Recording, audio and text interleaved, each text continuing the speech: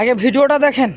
আর আজকে যে নতুন সরকার এসেছে তার জন্য আমাদের কোনো কষ্ট নেই, কিন্তু তা বলে বাড়িতে কেন এরকম করছে? আমার আমার ছোট বাচ্চা আছে, বাচ্চা ঘুমাচ্ছিল, প্রচুর পরিমাণে ভাঙচুর। আর আর আমার বাচ্চা জানলা খোলা ছিল, ইট ছুটেছে। আমার বাড়ির পরিস্থিতিটা তোমাদেরকে আমি দেখাচ্ছি। জাস্ট আমার এই মুহূর্তে আমার বাড়ির পরিস্থিতি এই দেখো। আমার বাড়ির এই সব কিছু, আমার এই সব কিছু আছে। আরো বাইরের অবস্থা খুব খারাপ। আমি তোমাদের অন্ধকারে জুম করে দেখাতে পারবো না এই মুহূর্তে পরিস্থিতিটা। বাইরের প্রচন্ড অবস্থা খারাপ।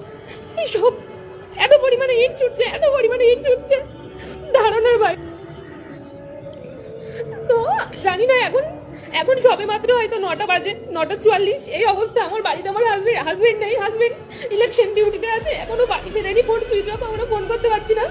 আর তার উপরে আমরা বাড়িতে দুটো মাত্র মেয়ে বাচ্চা নিয়ে এই অবস্থা। জানলা খোলা ছিল, জানলা থেকে পর্যন্ত ইট ছুটেছে আমার বাচ্চার।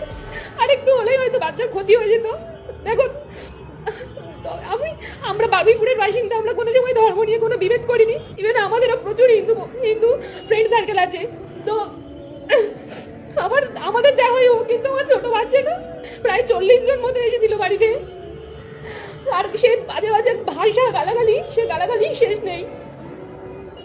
তো আমি জানি না এই মুহূর্তে আমি কি করবো। আমার কাছে যেহেতু আমার ফোন চুরি হয়ে যাওয়ার কারণে আমার কাছে আমার যারা রিলেটিভস আছে কারোর ফোন নাম্বার নেই। আমার কিছু করারও নেই। আমি